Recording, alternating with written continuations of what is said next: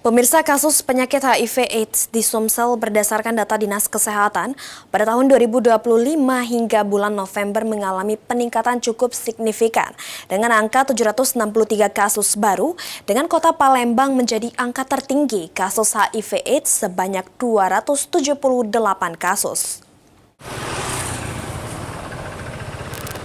Berdasarkan data terbaru dari Dinas Kesehatan Provinsi Sumatera Selatan, hingga akhir November tahun ini terdapat 763 kasus baru HIV/AIDS yang terdeteksi di seluruh wilayah Sumsel.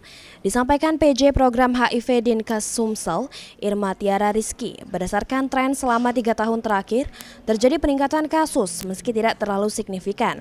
Hingga November tercatat sebanyak 763 kasus baru yang diprediksi pada akhir tahun nantinya, sama dengan tahun 2024, yakni 992 kasus.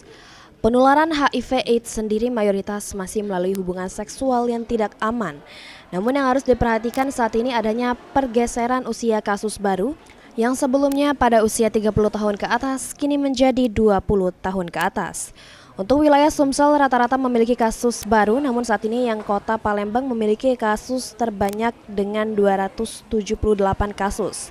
Disusul Muba 40 kasus dan Lubuk Linggau 38 kasus.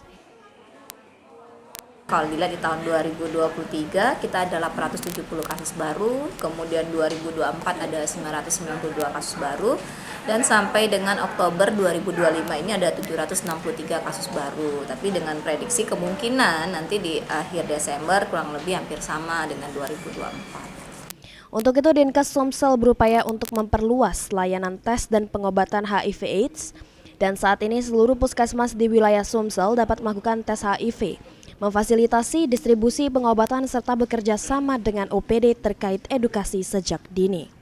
Melalui sinergitas berbagai pihak diharapkan penularan HIV dapat ditekan dan masyarakat semakin sadar pentingnya perilaku hidup sehat.